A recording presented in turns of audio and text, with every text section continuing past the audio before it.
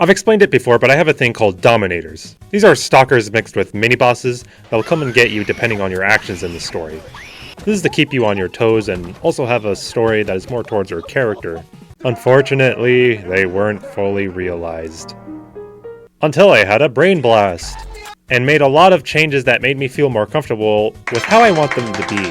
Starting with... Gotta hype fast! Gotta hype fast! Gotta hype faster, faster, faster, faster, faster! Stalkers are known for chasing you around the map.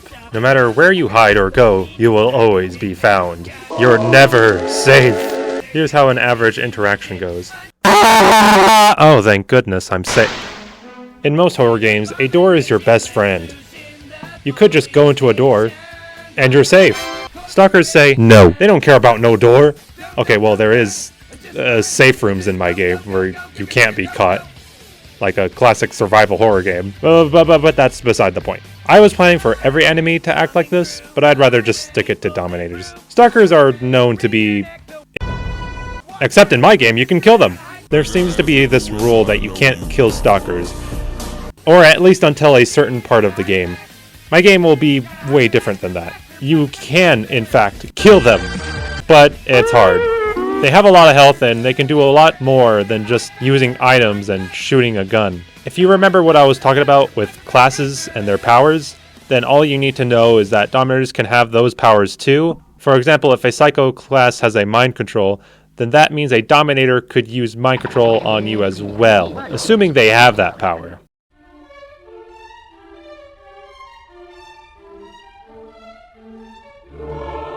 So there's a lot of choices you can make in my game considering it's an interactive story. Now the main ways you could affect a Dominator is to run away, which doesn't really affect them at all, but it's a good choice in case of emergency. The second is to die from them. This will actually make the Dominator worse because like most RPGs where you can level up, the Dominator can do the same and they're also faster. I cannot imagine how it must suck to be an RPG villain. Imagine never being allowed to level up except the player character. Now you're gonna know what it's like to be them. Okay, my game isn't technically an RPG, but anyways. Another thing is that you could lose an item, weapon, or gold. They'll steal that which is valuable to you, and it's up to you to go find and kill them to get it back. Speaking of which, kill them! As I said, they will come back to life. But how? Well, it all starts with a little thing called a revive item, but much like how a player can use a revive item, Dominators can use that too. Some kind of special ingredient. So that means they'll come after you, but will anything change? Well, there's one thing. It has to do with some parasite. For example, a Dominator can be infected by a parasite and it will change the battle. Parasites can give special abilities to Dominators like stronger attacks, smarter thinking, or ability to live without dying. And lastly, pacify them. Instead of being forced to fight Dominators, what if you pacify them? This is where the role system comes in, a mechanic that lets you roleplay your character freely with NPCs. In Undertale, when you pacify an enemy, they just sort of disappear. That's also the same with my game, but you could make them your own party member as well. That's right, you can make anyone in this game your party member, and that includes Dominators.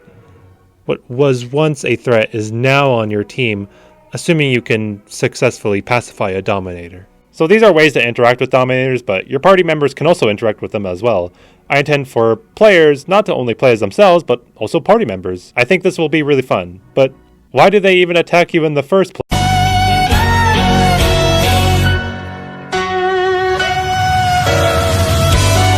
While I've never played D&D, it has inspired me to create my story with Dominators. The idea that a dungeon master is making a story around your character, putting obstacles around for your character, putting a moral story for your character, helps create an importance around you.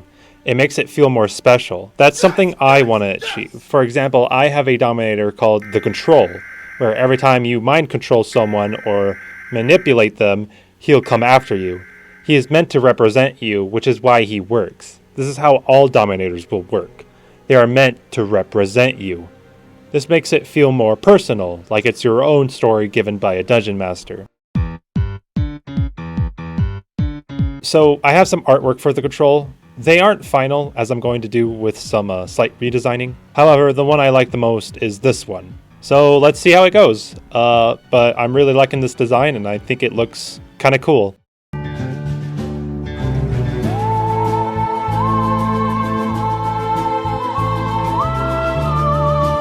Let's talk about the open world. This is important as your actions in the open world can affect what Dominator will get you.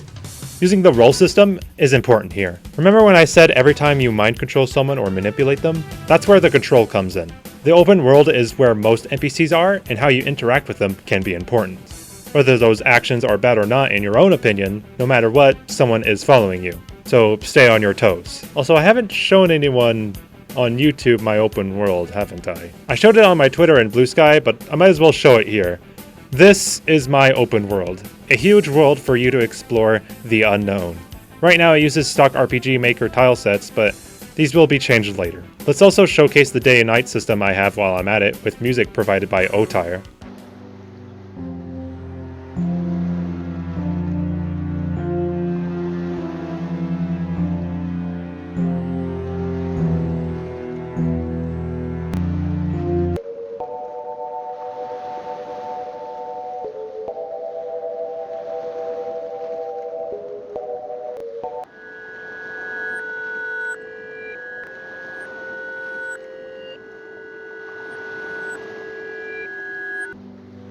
I can't show much as it's not finished, but expect this open world to be added upon.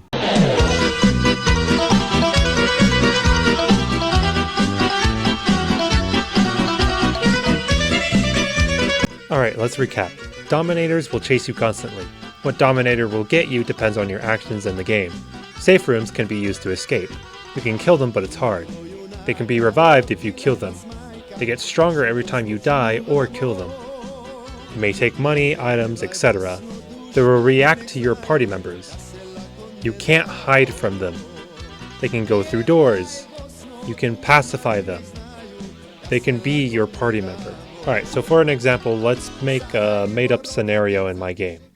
You are the player. You choose your own character, and choose to roleplay as someone evil. Then you play the intro of the game, and after that, you're in the open world.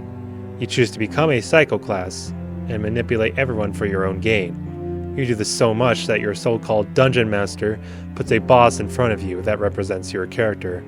This boss is no ordinary boss, however. This boss is called the Control. You have 4 options: run away, accept your fate, kill, or pacify. What do you choose? Alright, that's all I have for today. If you want daily devlogs, you can go to my Twitter, Blue Sky, and inch.io, so you can get updated every day about my game. And if you want, you can also go to my Instagram to get some exclusive content that's more shorter form videos like these. And also, if you want to play the beta, you can play so in the browser if you go to my itch.io. Alright, see you soon.